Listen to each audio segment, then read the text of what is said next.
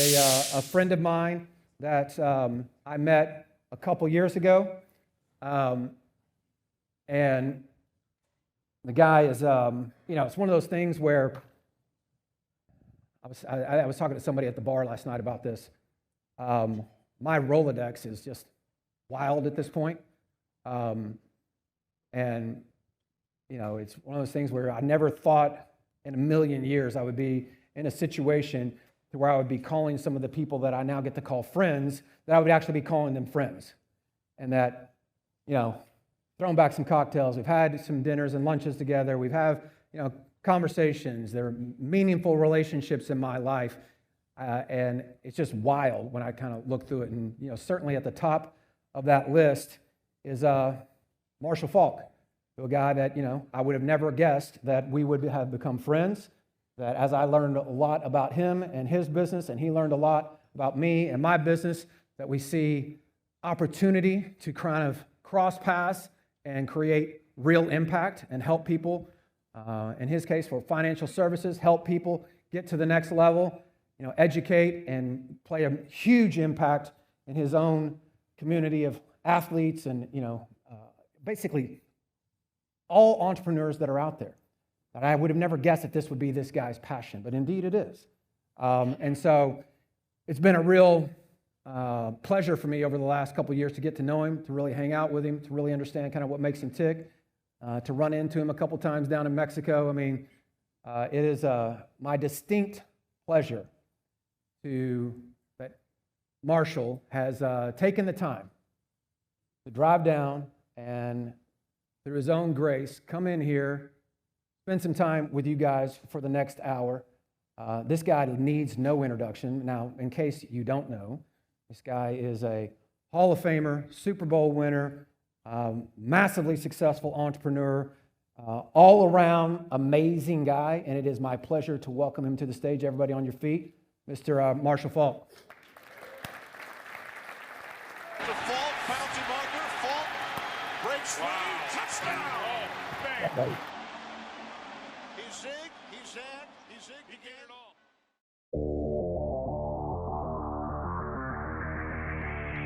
If Faulk runs right, 40, 45, 50, straight down the sideline, gonna go all the way.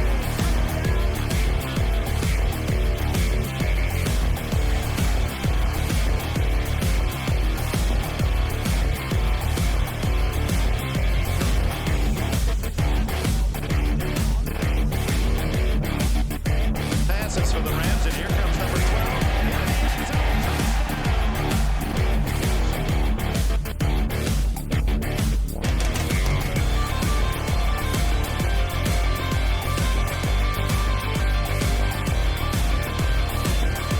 And before I go any further, I want you to know that I am a football fan, just like all of you.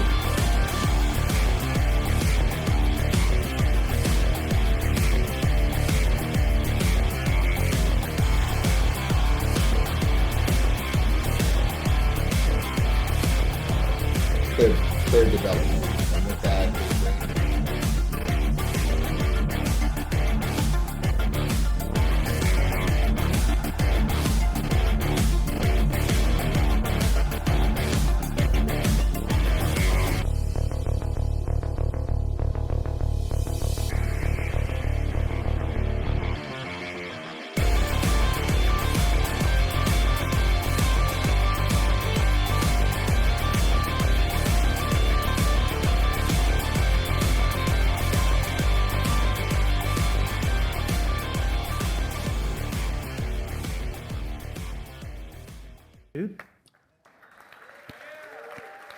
Hi, where's Elisa? Elisa, make a note. I need a video just like this. Every time I show up to Boardroom, just like this. Okay? Nice. I need to look like a badass when I walk on stage. What's going on, brother? Oh man, life as usual. Enjoying it. Running and gunning, right? That's it. Listen, man, I know we've got 55 minutes or so here together. I explained to you how special this community is to me. This is like family. I thought it'd be really impactful to one, kind of two-part here, is kind of my agenda is I want to I find it fascinating, your journey, right? But then equally, there's a lot of people in here that kind of deserve to understand about some of your passion now, which is getting on to the financial side, right? So let's start with the beginning. So, I know, kind of take us through it. How did you walk us through the story? How'd you get here, man? How'd you get to this place? Right. I mean, it's a big story, I know, man. Right, it is. And I'll package it more in obviously the sports part component. That's easy. That's what I call Googleable. You can get all that information. But I think the part that really matters is, I think sometimes, and I know for me as a young kid, I was an entrepreneur. I just didn't know what the word meant. Right. As a kid, growing up poor in the projects, being at the grocery store, carrying groceries to bags, carrying people's groceries to their cars before you could push the baskets to the car. You have to pull your car up and take I'm telling my age, I'm sure I am. You couldn't take the basket to the car, so we would stand outside and we'd carry people's groceries to their cars. And I'd make money there. And then once I understood that, I realized what my cousin said, hey, you know what? Being a vendor is what you want to do. So how much you got to be a vendor? Oh, okay. So as a vendor in the Superdome, I'm from New Orleans. As a vendor, you pay to come in. You had to be like 15. I wasn't 15. I lied. I used my brother's fake ID. And you had to pay like $25 to get the rack. And once you get the rack, you filled it with popcorn, and then you sold popcorn. That's how I got to watch football. Really? So I create a grocery carrying business. Didn't know I was an entrepreneur. Then I'm a vendor. You pay for your rack. You fill it up with popcorn. You gotta return back the money. Any tips you make, it's yours. So I moved up from that to sodas to beer. and you climb the ladder. But all in all, it was really my way. It was the only way I can get into the Superdome to watch football. That was the only way. I couldn't afford a ticket. I'm broke. I'm from the ghetto. Yeah. I'm a kid who, parents worked hard, but we were on government assistance, and that's where when I started to think back of what being an entrepreneur is and how it started for me. It started with those two jobs. That early. Those two jobs is what started me, and obviously from there, sports kind of took over. And then when I got into sports, it was boring to me in the off season that's all I got to do, and that's all they expected us to do was to just work out. See, in the early 90s, when the money started to become kind of good, they wanted us to only do football. And throughout the off season, that's all you did. And it wasn't for me. I literally went to chicken school, learned about Popeyes. That's why you guys saw that. I grew up on Popeyes. It was so damn good. I'm like, people are gonna buy it. I'm like, if I'm eating this much, I might as well own them. Yeah. So I learned about the business. I ended up acquiring like 10 of them. Now we're at about 33. But it was something that I enjoyed doing. I also I worked at the NBC affiliate. I learned all the behind the camera stuff before I even got a television job because I wanted to know what went into it. And lo and behold, got to do 13 years of television. Right. And so you've always been like super inquisitive, looking for the way to. The minute it's like I wanted, what's behind that? I want to do that. That's what I do. I literally take it on. I gather all the information behind it, and I'm like, man, that's pretty cool. How do I do it? Like he doesn't know. I've watched his videos. I study him. I'm like, how do I do that? So now I get to come in the boardroom and see how it's run, so I can figure out how to do it. I love it, dude. So let me go back here because there's so many. There's a lot. Here's where I was going to go with it. Is that I know you clearly see this, but I see it all the time. Is that there's so many parallels to me that are obvious between what it takes to be the best as a professional athlete. It's one thing to say that you were in the NFL, right? It's a whole nother thing to win a Super Bowl, and it's a whole nother thing then to be a Hall of Famer. You are the elite of the elite of the elite. And so getting to that level and what that takes, there's so many parallels in my mind to what it takes to be great in business as well, right? And so talk to me about, what is it? Did you just always have this innate ability to push yourself further than was practical? I figured it out now. And I used to struggle with this question, but there's two things that I'm always, and if I'm not that, then I'm not doing it. If I'm not committed, I'm not consistent, I'm not doing it. If I see that I can't be committed or consistent to it, I'm not doing it. Because those two things they're important for where you want to go and whatever you do. If I can't commit to it, and I can't consistently give the time and energy in the making sure that I get out of it why I started it, then I'm just not doing it. That's everything. Yeah. And a lot of times we start things that we don't have time for, or we commit to things that we're really not committed to. And it starts to work on our character and how people look at us and how they see you. Dude, I'm so glad you said that. I can't even tell you how many times I've had this discussion. I haven't framed it the way you framed it, but I want you to talk about that for a second, because as entrepreneurs, just because we could doesn't mean we should. And we get opportunity everywhere. So being like super committed and consistent. Talk about, the damage that does to your character if you're not that. It is. Your character, it has a lot to do with your brand. And if you have a business that you're behind, then you're the brand of the business. And if your character isn't solid and you're not being of character, then it's going to affect how people see your business.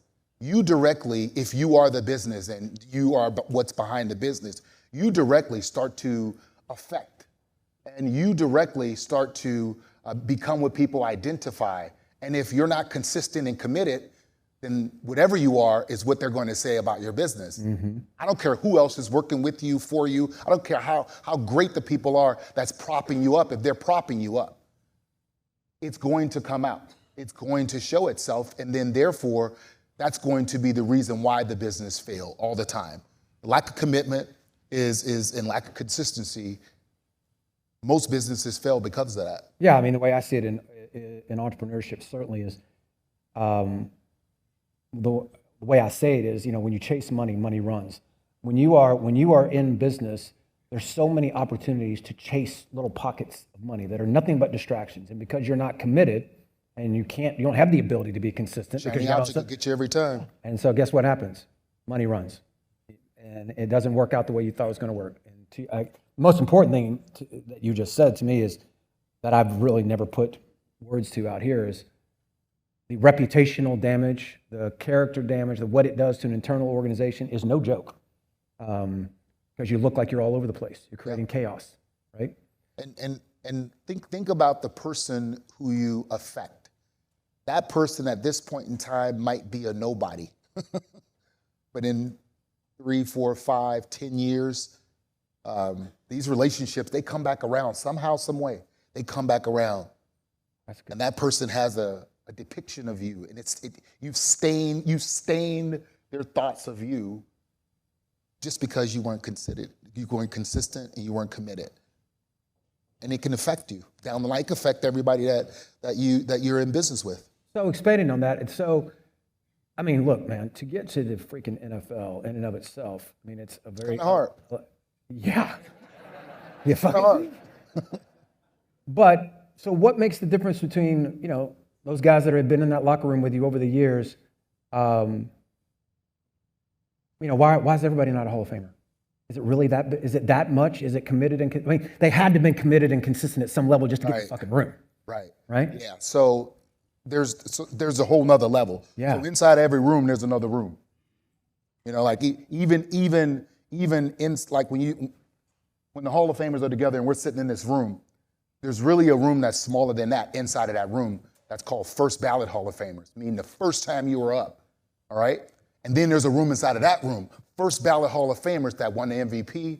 And there's a room inside of that room, first ballot Hall of Famers that won the MVP and won a Super Bowl. So the room keeps getting smaller. And when you think about it, it all comes down to how much more are you willing to do? Last night, anybody catch the game with LeBron James? 38 years old, oldest person in the NBA. LeBron had the most energy on the court, the oldest. I'm watching him. Zion's 22, LeBron's 38. LeBron is playing with more energy than a 22-year-old. The more he can do. He's trying to figure out, how do I affect this team? Because here's what he knows.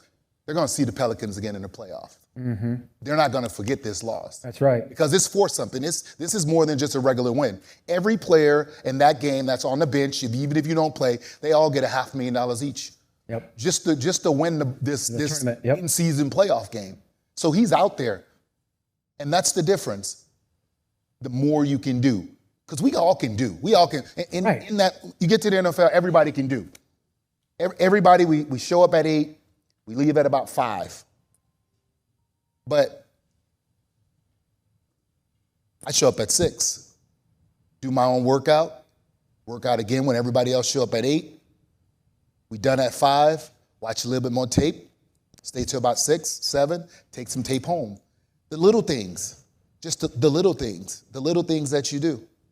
Yeah. It gives you that edge. Mentally, for me, I knew, like, listen, nobody's going to outwork me, and nobody's going to be smarter than me. Now, you might be a better athlete, you might be stronger, you might be faster. I can't deal with that. But the parts that I can deal with, I'm going to make sure I study more than you. I'm going to make sure I'm more prepared than you. I'm going to make sure that whatever goes on this football field, nothing's going to surprise me. Now, if you surprise me once, only once. All you get. You can show me something once, and once I see it, that's a wrap. But I'm going to be prepared. I love that, dude. So, before you go to, you're here in San Diego, you get drafted. Was it the same in college as it is in NFL? Meaning, hell no. Oh, my God, no. You got to understand, when you leave college and you go to the pros, everybody on the pro team at some point in time, they were the best on a team.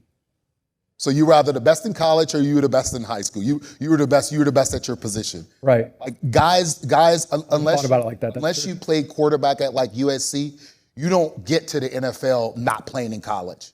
Right. That's the only school like guys was a backup in college and never really drafted. played. Yeah, and they get drafted. It just doesn't happen. So there's it's like when you're in a locker room, the guy that's backing me up, like he was the guy. he won games for teams. Right. So you're somebody. You're somebody. Right. I've never thought of it like that. That's actually true.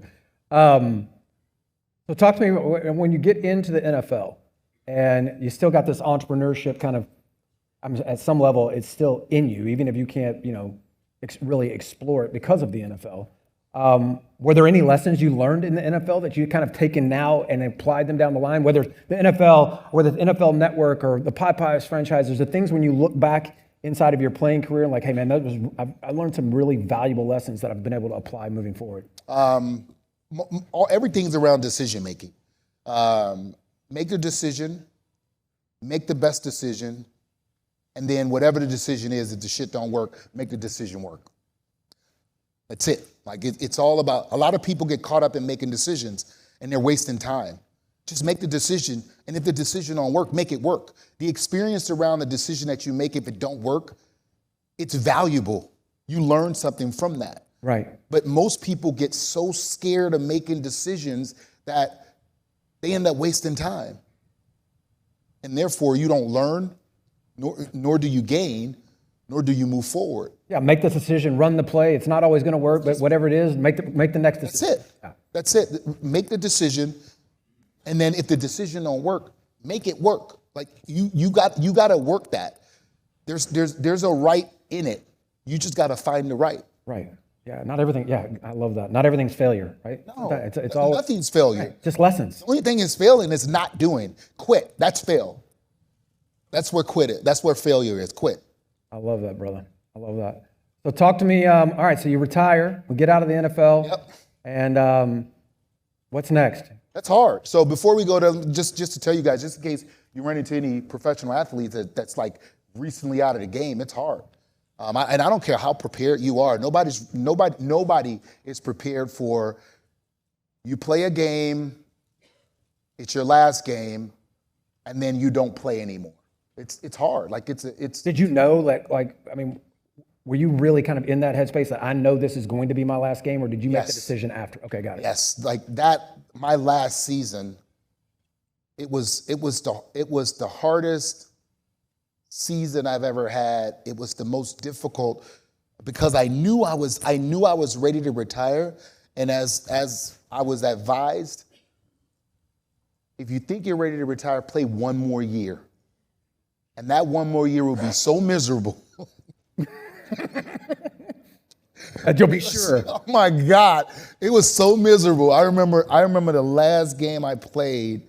Well, first, let's just go back. So I'm gonna play this season, and my coach talks me into it. He said, "You got to play one more year if you think you're ready to retire."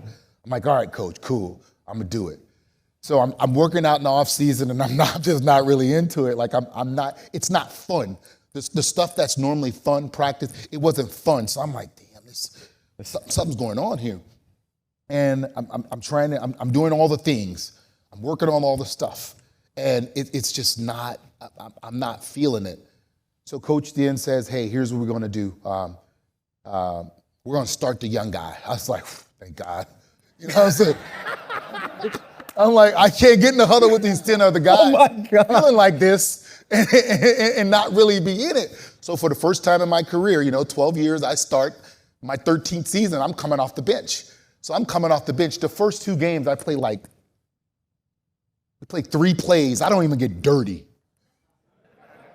I'm like, That's great. I'm getting paid to do this.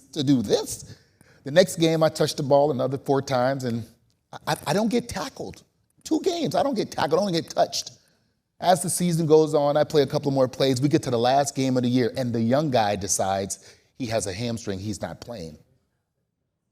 Now, by this time, we had another young guy who had moved up on the depth chart because I really didn't want to play first and second down. I only wanted to play third down. I said, Coach, just third down. That's it. Cool. He said, no problem. No, I start my career dying for playing time, like fighting for life to make sure I'm the starter. And now my last year, I'm like, I really don't want to play. This is the mindset. So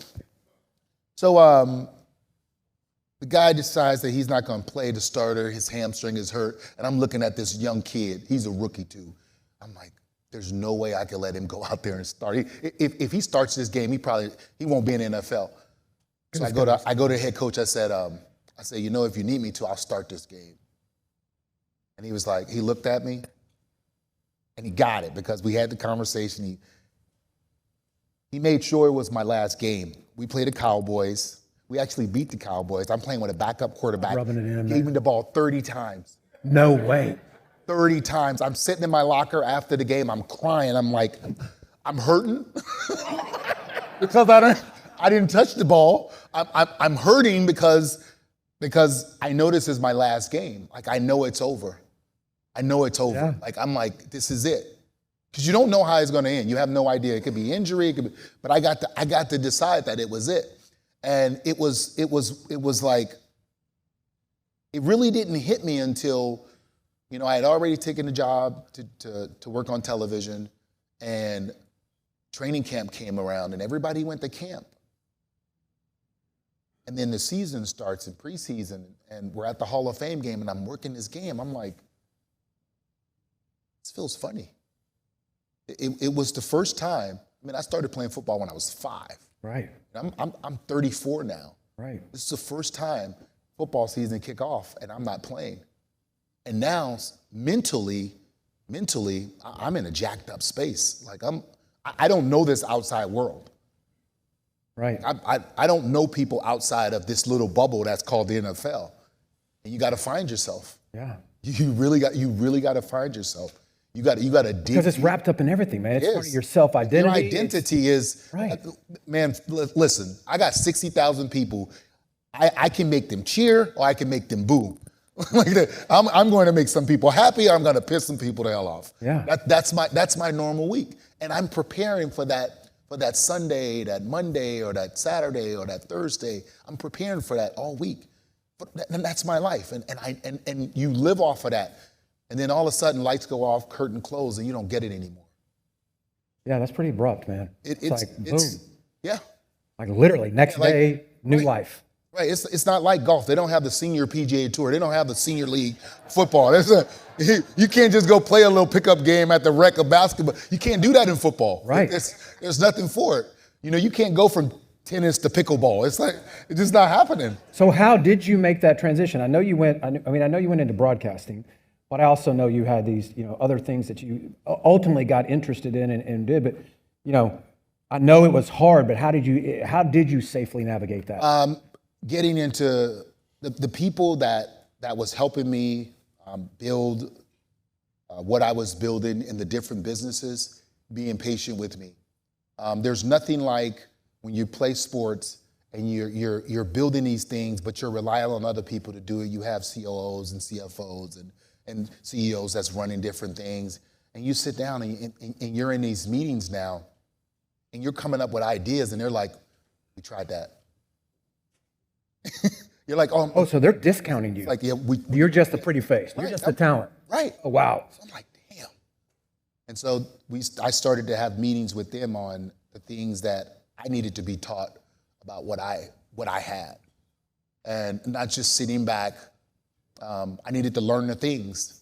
I literally had to go get my hands dirty and learn and the work that they put in.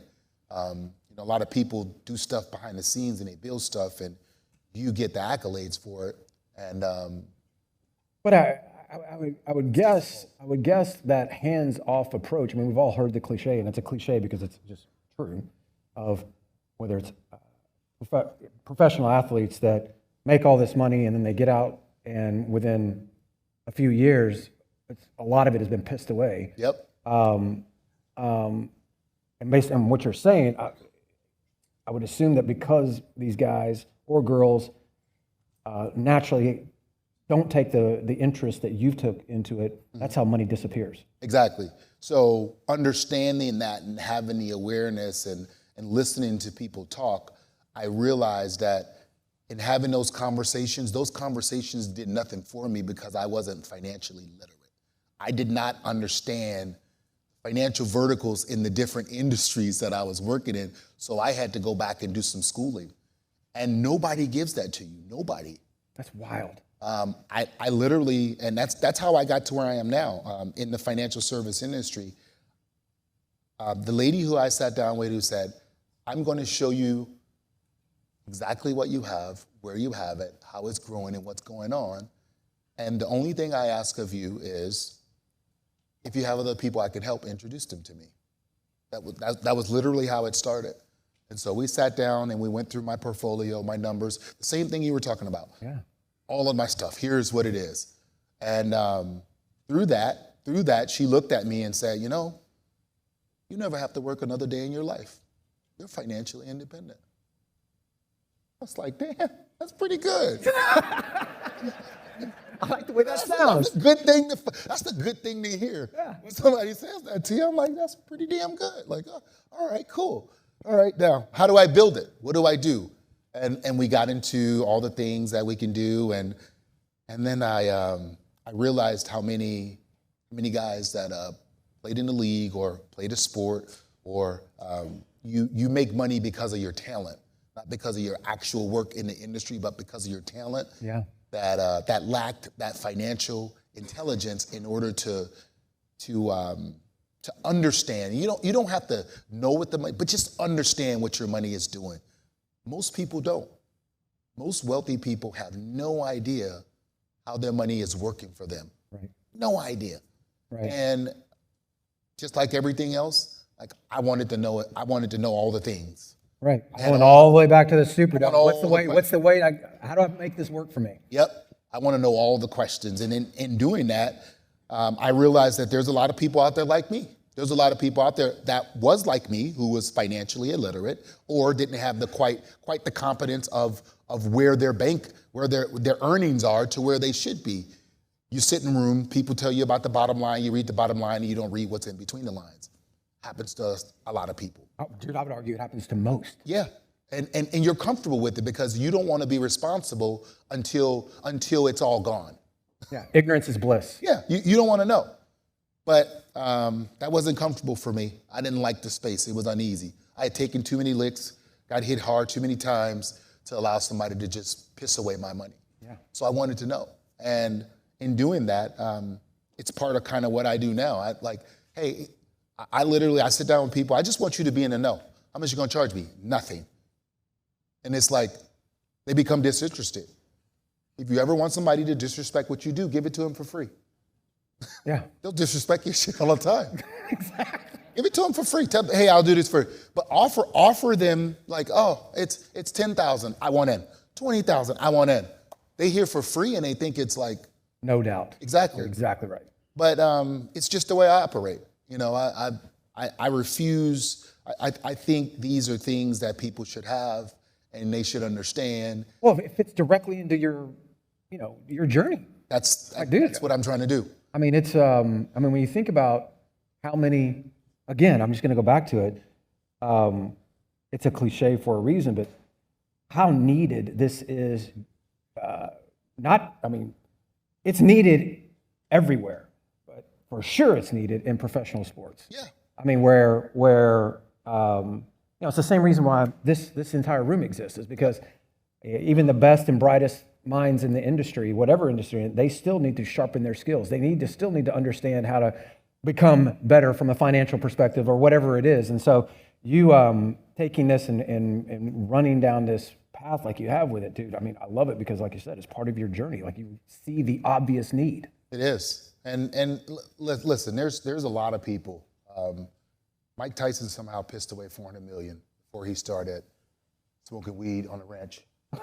Evander, $200 million. Iverson went through $300 million. It happens. Cheryl Swoops, $50 million. John Daly pissed away like $120 million. It happens, and they'll all tell you it's consistent with the fact that they lack financial intelligence, just the ability to understand when people are talking about your money, what the hell they're talking about. It's your money. To understand, you got to do more than bottom line. Is it pride? Is it that the individual does? Let me tell you what my experience has been, because I can tell you from my. So I don't know if I ever told you this. One of my closest friends is Tim Couch, right?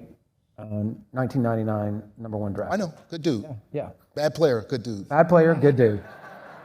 But he made a fuck ton of money. Yes, he did. And he's as dumb as a box of rocks, right? But I found myself, when you hear, a $50 million contract in this, whatever it was, with Pepsi and Nike and other, $80 million, you immediately project, this is what I did, this was my experience, I immediately project a level of success, effectively giving this guy the benefit of the doubt, like I was talking to anybody that actually, in here, like that actually has financial sense, right? Like you and I are talking. And then when you actually get in the conversation, like, oh, dude, you don't know shit. Like, you were just born with a gift.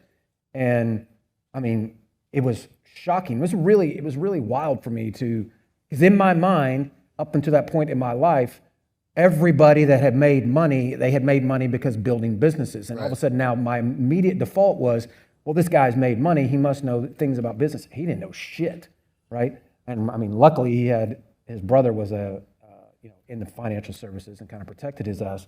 But is it just that pride of not asking for help, or is it just, a little bit of everything? Because they're the top of the food chain everywhere else, but in this area, it's like having to admit that I have a deficiency. Yeah, so most successful people have a problem telling you what they don't know. And if you don't tell people you don't know, then how the hell are they going to teach you? Right. The assumption is that you know. One of the things that I stand on in life is that I'm the worst person to have a conversation around, and you're trying to talk about something. If I don't know it, I'll stop you and be like, I don't know what you're talking about. I don't understand. Like, I get in the way of the joke or whatever because I don't understand. If I don't understand, I don't like hearing if we're talking, I'm gonna stop you because it bothers me. It irritates me because that's just a feeling. It's so funny. Think about what you said about Tim Couch and that he had a brother. So I got drafted. They gave me $6 million, and I had nobody in my family. Right.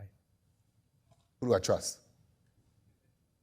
And excuse me, but most of the people that I'm sitting down with, so I got to trust some white guy that I don't know Yeah. to handle my money, Yeah.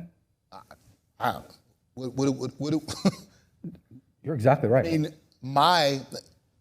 graduated from college, business marketing, entrepreneurial communication. I get $6 million. I don't know that my $6 million isn't sitting somewhere. I'm like, can I cash this check? Like, No doubt. right. But I totally see it. Totally see it. Where do you go? And who do you trust? And who do you trust? And then much less, now how do you actually go and take that and turn it into enough money to be living on for the rest of your life and all these other things. It isn't just a matter of holding on to it, it's actually deploying it, right? Yeah. And really understanding it. Early in my career, I got lucky.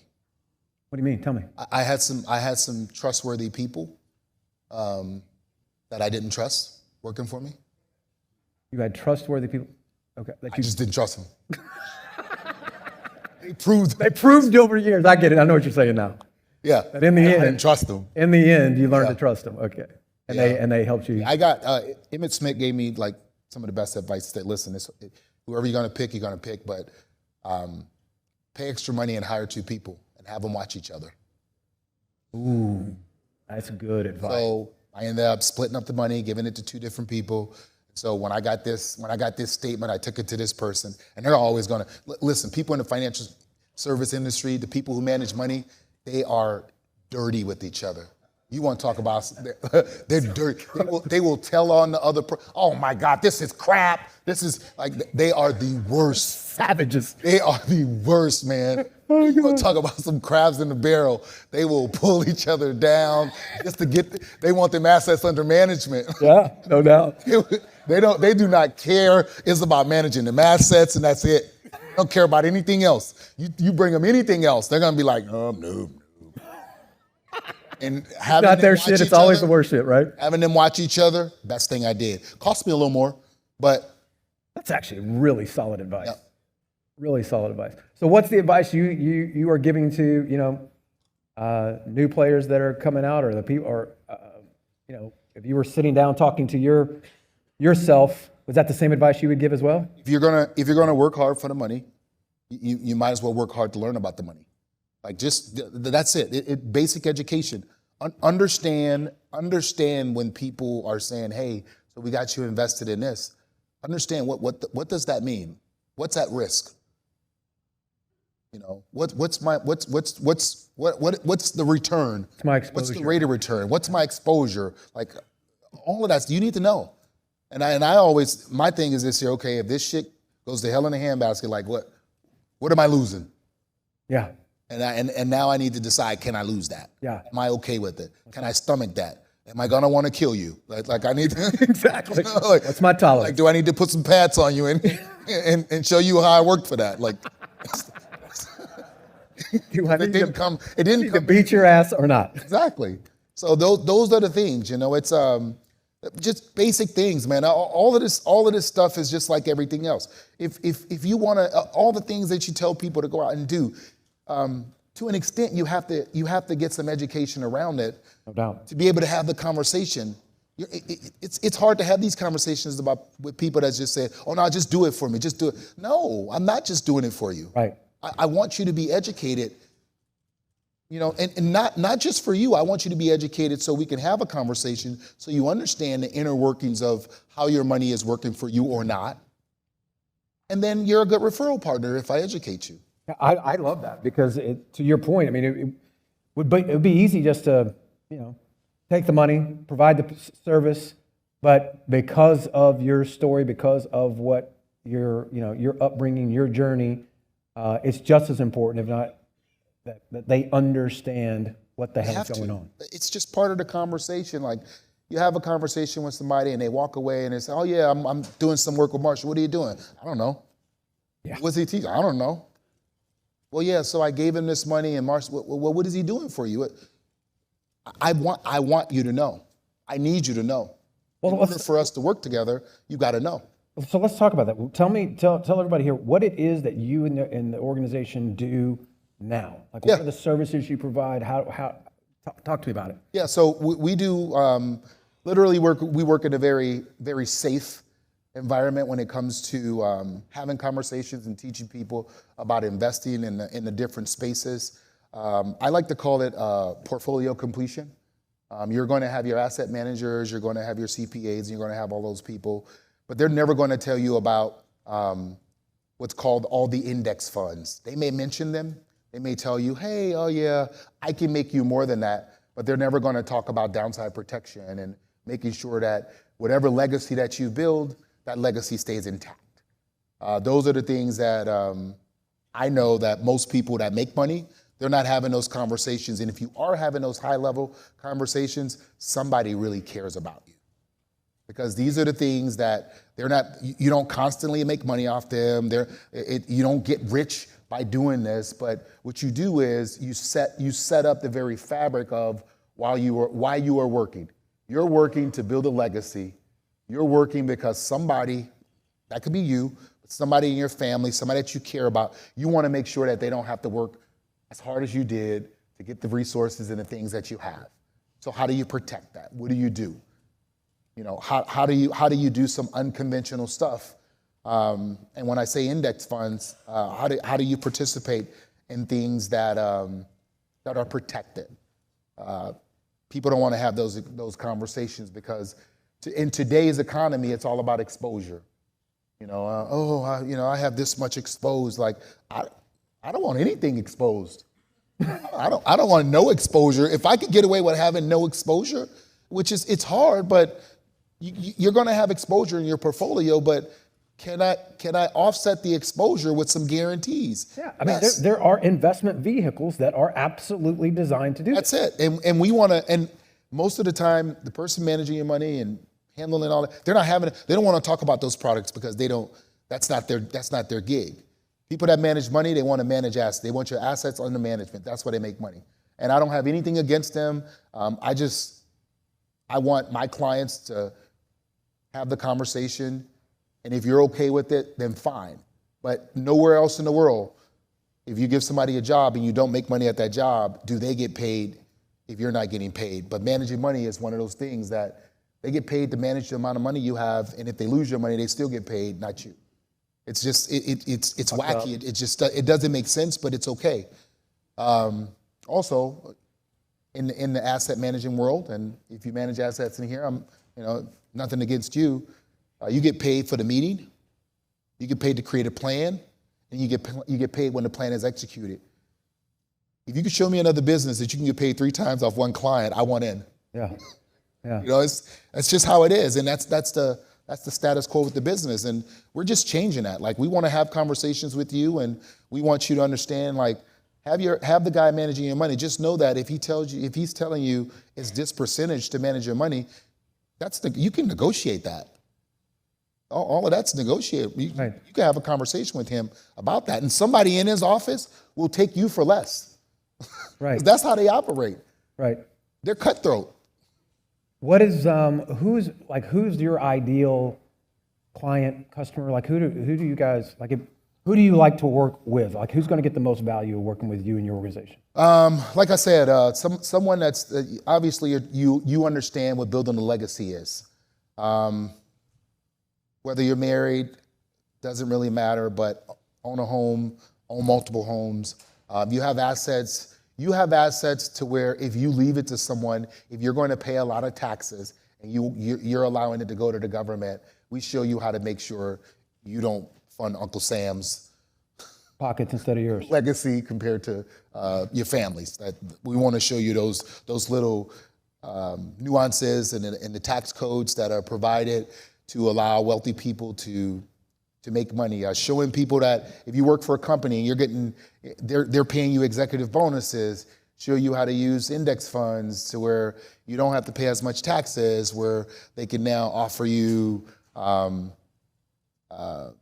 different products instead of just giving you the money. So in those products, I think it's money that you have, it's hidden in the tax liabilities aren't there. There's so much out there that asset managers don't talk about. Well, it's funny, as you're sitting here talking, I think it's kind of occurring to me. I asked you the question at the beginning.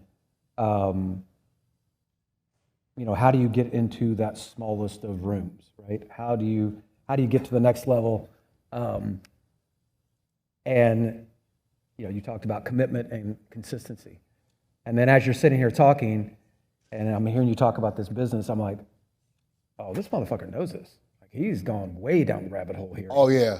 Like, I just then it's like, oh, this makes perfect sense. It fits directly into what he's doing. Like, he gets kind of knocked around a little bit and like, hey, I don't really understand. I wish I knew more about finances. And so he has gone all the way down the rabbit hole, not only gone down the rabbit hole, started the business, understands it, helping people with it. And I think and now it's funny how it's all come full circle. I'm like, oh, this isn't just some dude, he's not just sitting here kind of, because we've never really had this conversation. We sit around just bullshit, right?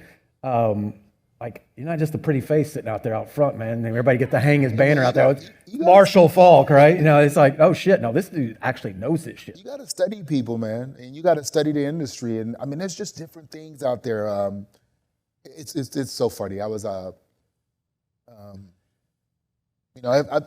not into politics. I could care less. But like, I've read a lot about Donald Trump and his business dealings, and the guy is a savant in just the way that he thinks. He did something that I was just like, wow, I would have never thought of that.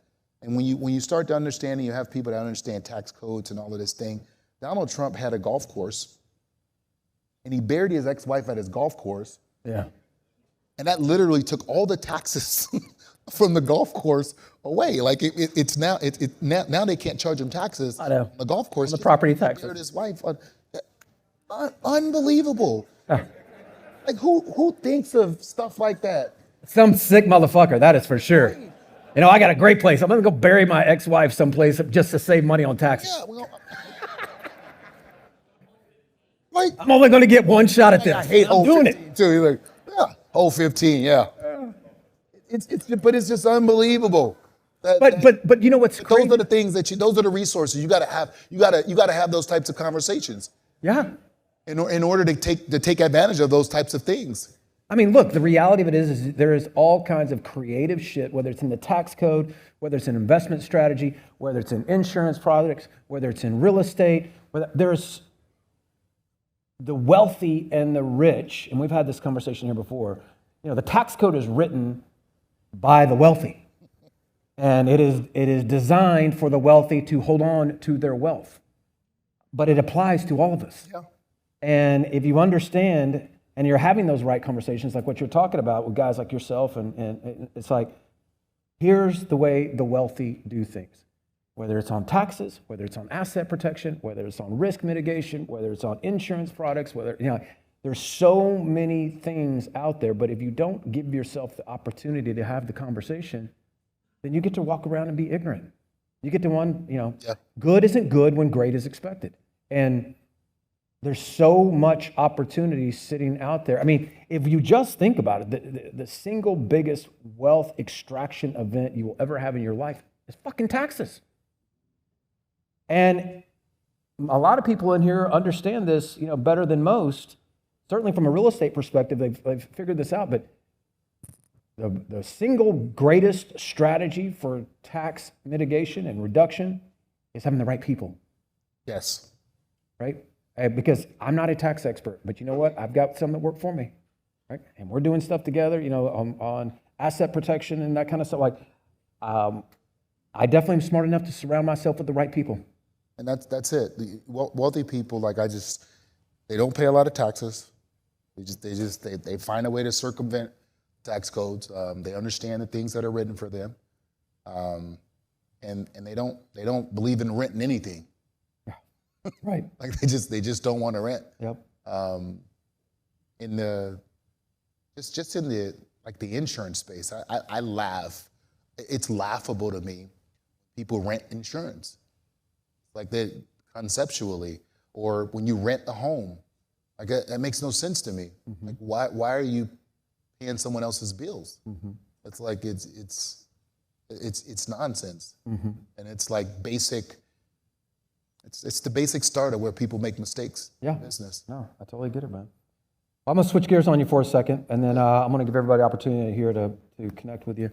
Already asking questions then? Yeah, no? No. You guys, anybody got any questions? of Who course. wants to ask some questions? Come on, let's see the hands. Good. All right, we got one right here. Oh shit.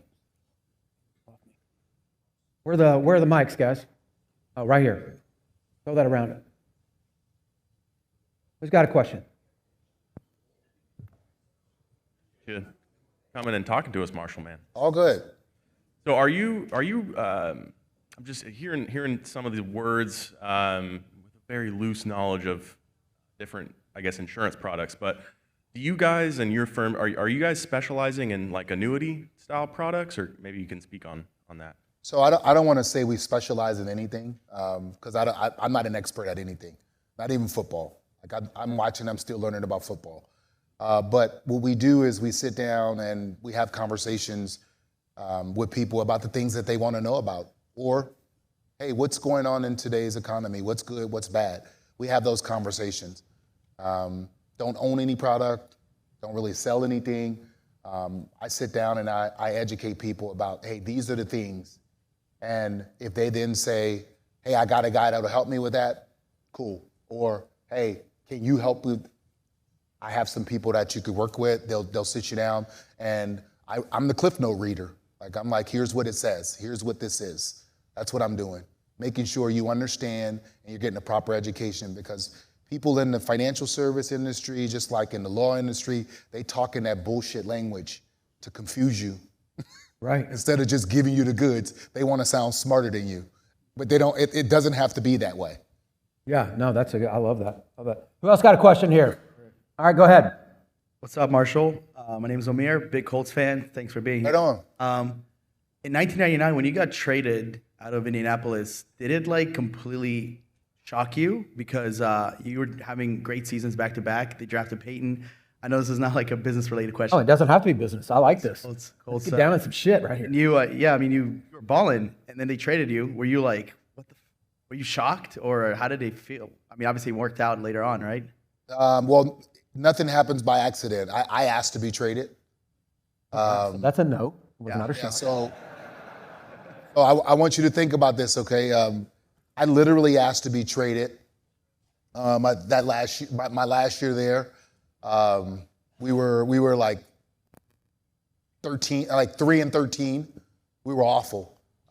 Peyton led the league in interceptions. He had 26. I made 10 solo tackles. So I think I was second on the team in tackles that year. And yeah. And so I knew I needed a change of scenery. And listen, I was right. It was the hardest decision that I ever made. Now, arguably Peyton was one of the greatest quarterbacks ever. I'm the only player who decides that he doesn't want to play with him anymore. But that next year I didn't ask to go to St. Louis. What I asked for was I asked for grass. I said grass and a winning team in good weather. They sent my ass to St. Louis. The Rams had lost more than the Colts. They played on turf, and the weather is shitty. So they gave me nothing. They met none of my demands. And we ended up winning the Super Bowl the next year. The year that I retired was the year that the Colts won the Super Bowl. So I would have missed it. I would have missed it all. Yeah. So I made a decision. Literally, I decided. I was like, I was grateful. I was grateful that he took a chance on me. You got to understand. You know, I think they paid me like $20 million. You know, I was there for 5 years. I mean, I'm some young punk kid. You know, you turn your franchise over, and you know, I just wanted to play football. I love the ball. So I was thankful. I'm still grateful to the Irsay family for giving me an opportunity to live out a childhood dream, which play professional football. That's awesome, dude.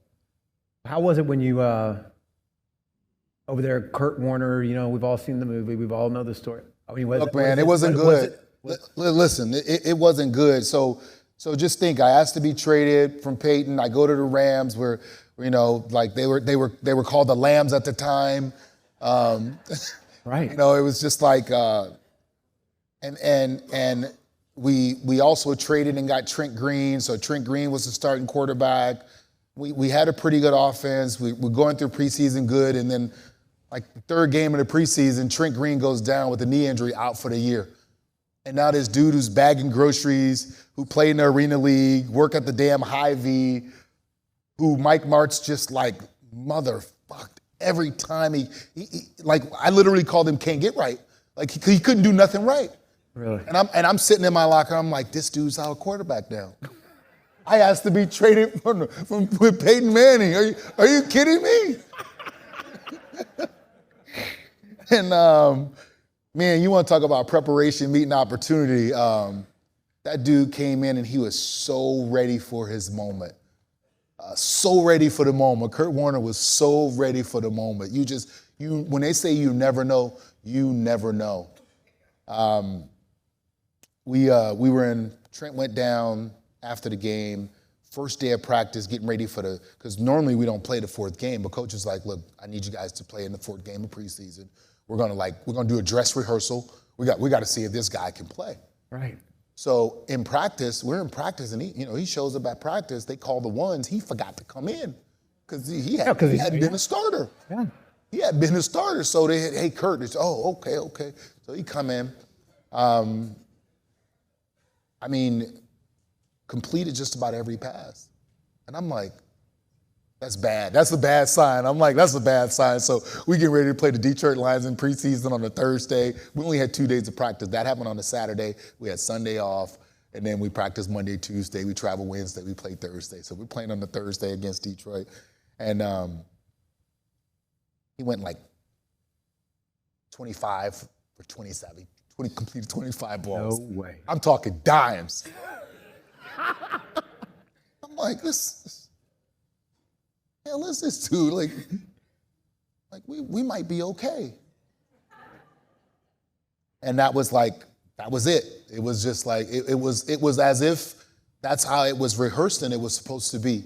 The chemistry, his humility, the person that he is, like, he wasn't too big. We'd sit in the huddle, he'd look at me and be like, you see. Who do you see? I'm like, oh, that's cover 4. Corner will be bailing in a minute. It looked like 2. He's like, all right, cool. No way. It's literally how we play games in the beginning of the season, and then Kurt became Kurt. 2-time league MVP, Super Bowl champion, Hall of Fame football player, a guy who literally was bagging groceries at the damn Hy-Vee. Dude, that had to have been such an unbelievably cool, like you said, none of that would have happened if you hadn't asked to be traded, and then to be on the front row and being, right in there, being a part of all that is really fucking cool. Yeah. That is really cool. Man, I love that. So, dude, I want to, first off, one more. Yeah, this is the last question. All right, so, and you talk a lot about seeing how people tick around you. I can tell that you're very astute when it comes to that, and watching you and how you tick. I played a little bit of football growing up. My son plays at a high school football, and they like a college program. But one thing about football is it's a grind. It's every day, every year, the discipline, the consistency. Can you talk a little bit about that and how that shaped you, and how that differentiates you from everybody else in the real world? Yeah. So my ability to be consistent and committed, it requires discipline. And as other sports may be what they are, football does a lot, created a lot of that discipline, that commitment. I told my 2 boys as they started to play, and pay attention to this. I told them, I said, listen, football is not a rich kid sport. There's when you banging out there, the thoughts are, this shit hurts. Like, it's fun, but it hurts. The rich kids, they play soccer, they play tennis, they play baseball, they play basketball, because they call fouls when you get touched. Jesus Christ. They don't play football. And if they do, they're a kicker, a punter, or a quarterback. Just telling you. That's fucking great, bro. It requires discipline. It requires discipline and a little bit of, you got to be a little off, because the idea is they hand you the ball. That 200-pound guy getting hit by 350-pound guy, or a 250-pound guy who's running at me trying to take my head off, getting hit. And they hit you, and they hit you hard, and they tackle you to the ground, and you get up and you ask the coach, give it to me again. Yeah. Yeah. You know, the only time that's good is in life. Yeah. You got to keep getting up after you get hit. And the discipline that's necessary, it's Bro, that's why you're a champion. it's unbelievable. I mean, that's what it takes. I mean, like to be who you are. I mean, that championship mentality and getting to the level you've got. I mean, God, I mean, you can't just teach that. Like you got to be that guy. Yeah, you got to earn it. Right. Like you got to earn it. Yeah. And as a parent, I know you played a little football. Just don't get in the way. Sometimes as parents, we get in the way. We think we know what our kids need when it comes to coaching, especially in football like that. You know, my mom had one rule. I said, Mom, never come on the field. She said, look, you got to promise me that you never lay on that field and have them carry you off. That was the rule. That was it. Wow. So she never approached the coach, never came on the field, never did anything. Did you ever get carried off? Never. Well, that's saying a lot too. Jesus. Limped off, hopped off, rolled off once. Crawled off. Crawl off. Mom's watching. I'm not doing this shit.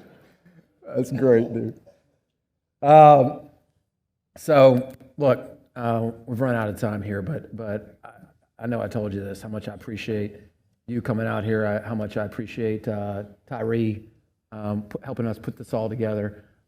Equally, how much I appreciate, kind of helping me in my own journey, sitting down, talking, about strategic planning and asset allocation and all the things that actually matter, like when you get to a certain level. This I appreciate as a friend, but I'm proud that we've figured out a way that we can actually do some cool shit together. And I would absolutely tell you guys, if any of you want to engage with Marshall and Tyree and have similar conversations, got the code up there. Feel free to reach out to them. Not going to meet any better quality people. Like I was saying at the beginning here, kind of blows my mind when I look at my Rolodex. But at the end of the day, we're all just people, and this is, dude, you're one of the real ones, man. And I appreciate you doing this for me, coming down here. All good. All good. Just one thing. Hey, I don't care what you know. Just challenge yourself. Come see what you know. It'll cost you nothing, but it may cost you something if you don't. Amen. Give it up for him, ladies and gentlemen.